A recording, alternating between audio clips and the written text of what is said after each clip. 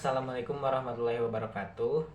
Nama saya Aliman Abdul Aziz Mutakin dengan NIM 121202023 dari kelas 4A jurusan PAI. Di sini saya akan menjawab soal UAS dari mata kuliah Filsafat Pendidikan Islam.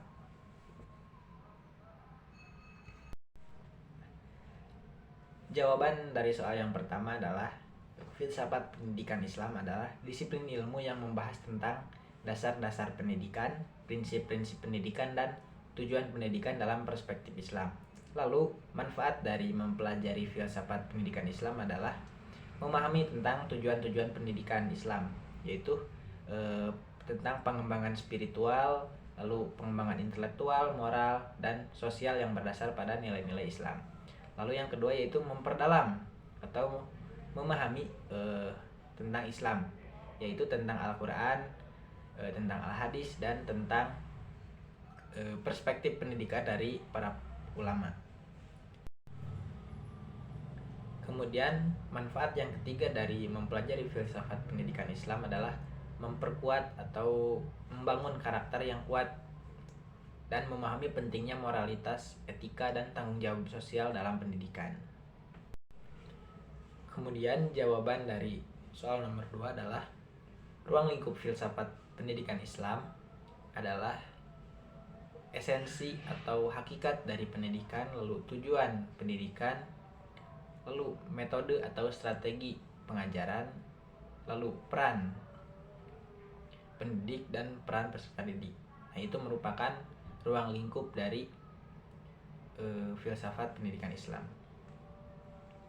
Nah, kemudian filsafat pendidikan Islam dari segi ontologinya yaitu memahami bahwa seluruh alam semesta dan apa-apa yang ada di dalamnya merupakan ciptaan Allah Subhanahu wa taala. Kemudian, filsafat pendidikan Islam dari segi epistemologinya yaitu memahami atau meyakini bahwa sumber pengajaran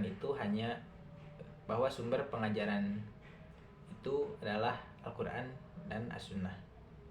Lalu filsafat pendidikan Islam dari segi aksiologi adalah memahami nilai-nilai Islam dan tujuan dari pendidikan Islam.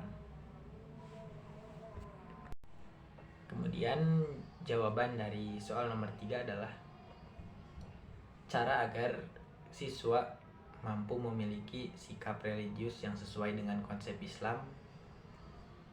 Yang pertama adalah kita sebagai pendidik mampu untuk memberikan kesadaran tentang agama kepada peserta didik yang meliputi tentang pengajaran-pengajaran agama Islam dan praktik ibadah.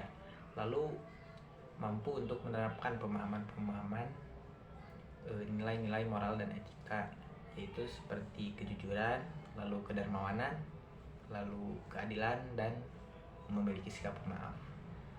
Dan yang ketiga yaitu memperkuat identitas atau memahami tentang sejarah dan kebudayaan Islam. Lalu jawaban dari soal yang keempat adalah bagaimana cara agar peserta didik itu tidak memiliki sikap yang fanatisme. Yang pertama yaitu melakukan pengajaran yang menghargai perbedaan, bahwa di Indonesia itu banyak atau terdapat banyak suku dan agama. Selanjutnya yaitu pendidik mampu memberikan pemahaman kepada peserta didik tentang nilai-nilai agama. Dan yang terakhir yaitu memberikan atau melatih siswa untuk berpikir kritis dan mampu belajar untuk melihat tentang perspektif yang berbeda.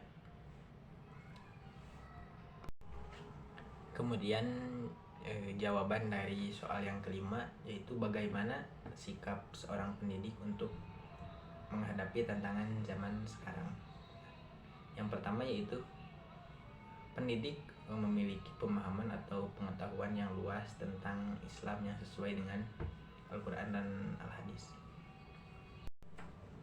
Kemudian yang kedua yaitu pendidik mampu untuk memberikan pemahaman kepada peserta didik bahwa Islam itu masih relevan sampai zaman sekarang atau sampai saat ini.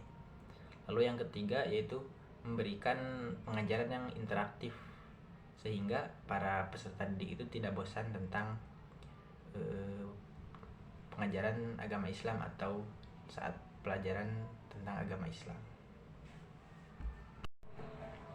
Kemudian jawaban dari soal yang keenam yaitu bagaimana menyikapi tentang interaksi manusia dengan alam semesta, perspektif atau sudut pandang pendidikan Islam.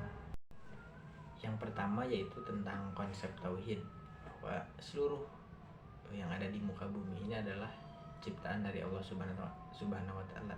Maka kita selaku hambanya atau selaku yang diciptakan oleh Allah Subhanahu wa taala, alangkah baiknya untuk menjaga dan merawat sumber daya alam yang telah diberikan oleh Allah kepada kita. Lalu yang kedua yaitu konsep khalifah atau khilafah, bahwa kita sebagai pemimpin di muka bumi ini maka harus memiliki kebijaksanaan tentang pengambilan atau pengeksploitasian alam. Itu saja yang bisa saya jawab dan bisa saya jelaskan. Kurang lebihnya mohon maaf. Wassalamualaikum warahmatullahi wabarakatuh.